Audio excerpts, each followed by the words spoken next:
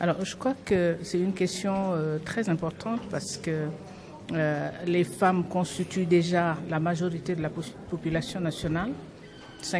presque 52% de la population. Mais il faut dire également que les femmes, depuis 2010, après le vote de la loi sur la parité, ont accès aux institutions nationales. Donc, ont plus accès aux institutions nationales. C'est-à-dire que les femmes, leur présence est passée au niveau de l'Assemblée nationale, par exemple, de 22% à plus de 42%. Donc, dans les collectivités territoriales, on est à peu près à 47%. Donc, l'accès des femmes aux instances de décision est pour nous très, très important dans la mesure où ce sont les femmes qui sont, à notre avis, combattent plus justement la corruption et luttent pour la transparence. Donc si nous voulons justement que cette démocratie de transparence, de lutte contre la corruption au niveau national, malgré les textes que nous avons qui sont votés par le Sénégal, il faudrait qu'on ait plus de femmes dans les instances de prise de décision.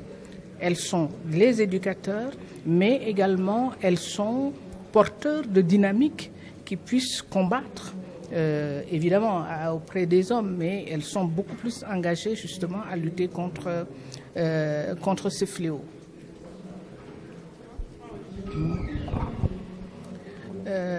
Rokhaya Gassama, présidente nationale au Conseil sénégalais des femmes,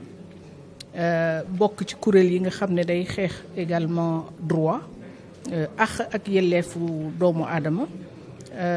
di wax ne jigéen ñi dañu am solo lool ci taxawaay bi nga xam ne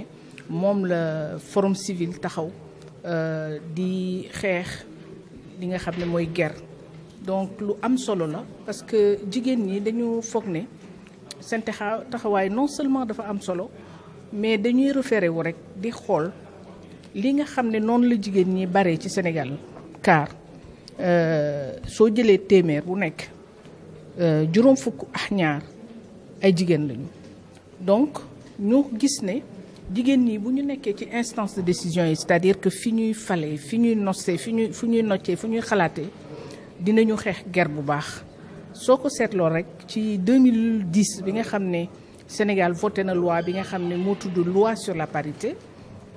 loi boobu dafa permettre jigéen ñi nga xam ne dañu nekk ci institution yi ñu gën a sakkan. C'est-à-dire que mu nekk par exemple Assemblée nationale wala ci collectivité territoriale yi boo seetloo Assemblée nationale ñu ngi ci woon peut-être ñaar fukk ak ñaar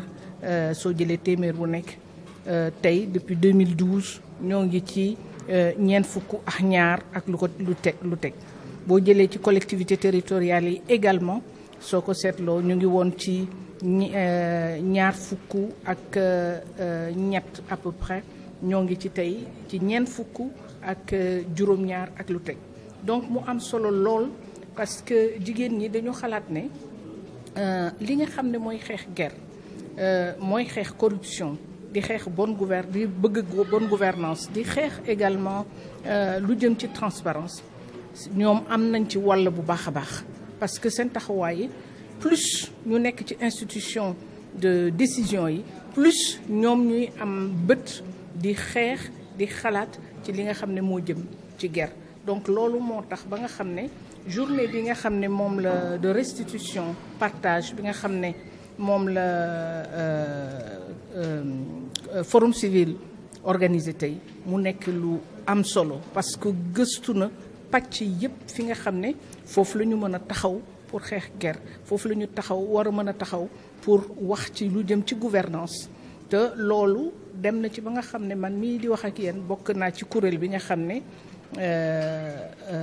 mi ngi tudd Conseil sénégalais des femmes ñu nekk ci région yëpp nekk ci département yi mais bokk ci beneen kuréel bu ñuy ne commission nationale pour la gouvernance du mécanisme d'évaluation par les pairs mais loolu nekk ci mécanisme bi nga xam ne chef d'État africain yi ñoo ko teg ci Afrique te loolu am na pàcc yu bari yi nga xam ne affaire gouvernance bu sell affaire gouvernance bu baax bi nga xam ne dafay jëmale sunu réew ñi kanam moo ngi ci biir donc taxawaayu jigéen ñi nekk taxawaay bu am solo loolu moo tax forum civil bi nga xamee ne mi ngi def étude bi dafa boole ñëpp boole institution yi boole organisation jigéen ñi boole organes yi yëpp yi nga xam ne war nañu mën a tontu ci affaire guerre war nañu indi seen xalaat ci affaire guerre et war nañu indi aussi solution donc journée partage bi mu am solo day tax ba nga xam ne bu ëllëgee dinañu xam nu ñuy taxawee dinañu xam ni jigéen ñi taxawee parce que dama koy wax toujours jigéen ñi ñoom ñooy yaay ñoom ñooy jëkk yar ñoom ñooy jàppale ñoom ñooy wax ay valeurs yi nga xam ne moom la ñu war a ci yooyu la ñu war a taxaw ci xale yi ci parce que soo ko seetloo corruption base bi éducation la c'est-à-dire que éducation ci école yi mais ci kër yi aussi valeurs yooyu da nga koy jàngal xale yi bi ñu nekkee xale ñuy mag ak moom ba ñu doon fi ñu toll nii